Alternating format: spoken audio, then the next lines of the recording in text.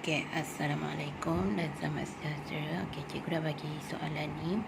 Cikgu harap semua dah jawab. Okey, kita terus pergi kepada perbincangan jawapan. Okey, untuk soalan nombor 1 ni, labelkan zat terlarut, pelarut dan larutan. Okey, untuk gambar yang ni. Okey, ini adalah zat terlarut. Contoh gula, garam yang boleh melarut dalam air. Manakala air pula ataupun apa-apa cecair, kita namakan dia sebagai pelarut. Dan dua-dua yang campur ni kita namakan dia sebagai larutan. Okey, soalan seterusnya. Definisi zat terlarut dan pelarut dan larutan. Okey, so zat terlarut. Zat terlarut ialah bahan yang boleh melarut dalam cecair. Pelarut pula ialah cecair yang boleh melarutkan bahan. Dan larutan ialah hasil campuran yang terbentuk apabila zat terlarut melarut dekat dalam pelarut. Semua ada dekat dalam kuteks. Okey, boleh rujuk kuteks. Okey, seterusnya kita pergi kepada larutan cair, pekat dan tepu. Okey, apa maksud larutan cair, pekat dengan tepu? Okey, daripada gambar ni awak boleh nampak.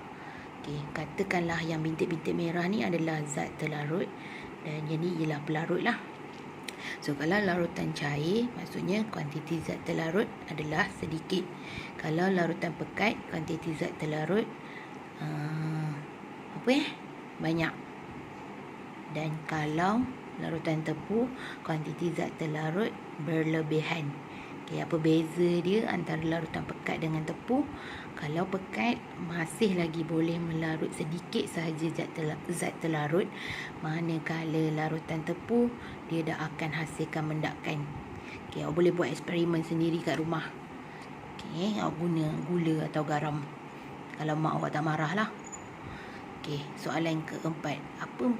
Tadi kita tengok larutan, sekarang kita tengok ampaian. Kalau larutan tadi, dia memang larut habis. Maksudnya, zat terlarut dengan pelarut boleh melarut. Kalau ampaian pula, zat terlarut dan pelarut dia tak larut sekata. Okey, contoh. Okey, istilah larutan. So, apakah maksud larutan?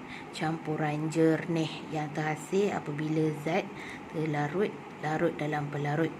Manakala ampaian pula campuran keruh yang terbentuk daripada zat terlarut yang tidak larut dalam pelarut. Okey, contohnya Milo. Pernah buat air Milo?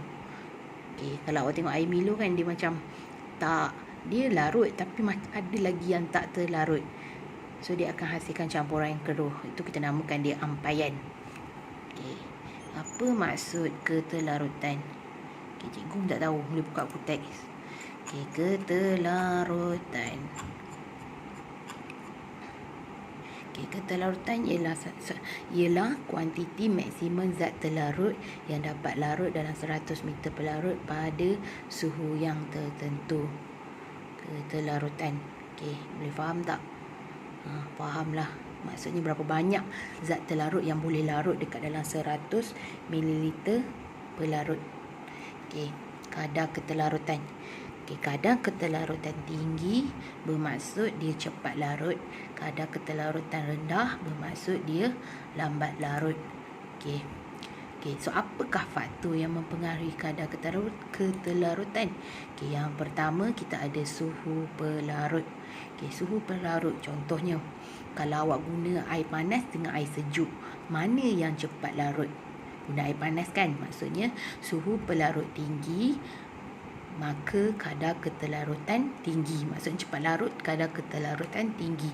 Kalau suhu pelarut rendah, maksudnya awak guna air sejuk, maka kadar ketelarutan pun rendah.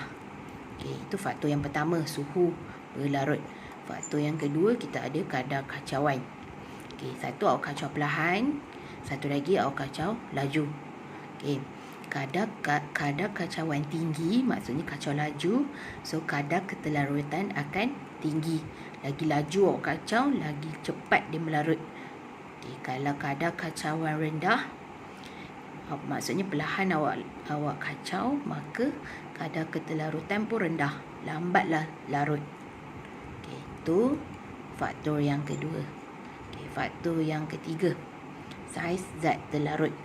Okey, awak guna gula kasar dengan gula halus.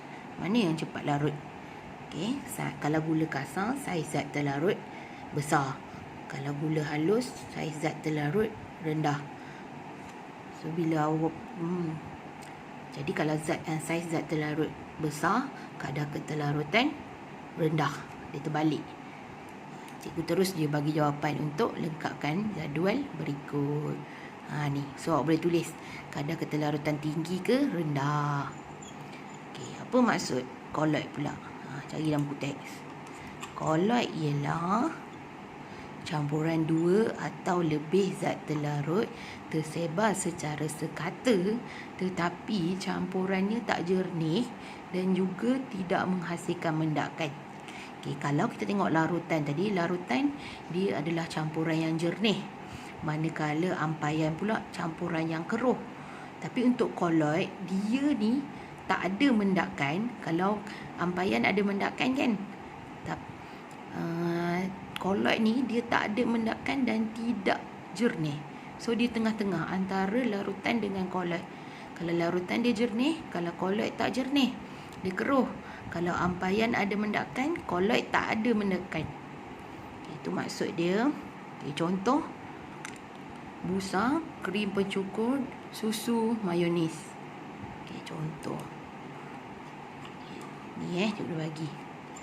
Soalan nombor 10. Antara gambar berikut ni, yang mana larutan, yang mana koloid, yang mana ampaian? Untuk susu adalah koloid. Yang ini ialah larutan, sirap ni. Milo adalah ampaian.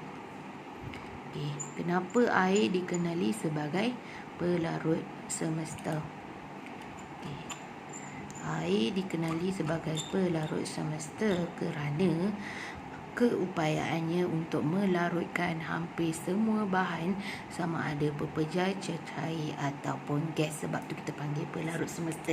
Dia boleh melarutkan apa saja. Tapi air juga tak boleh melarutkan sesuatu bahan yang lain lah. Contohnya kalau cat minyak, kita tak boleh nak guna air. Jadi kita nak guna apa?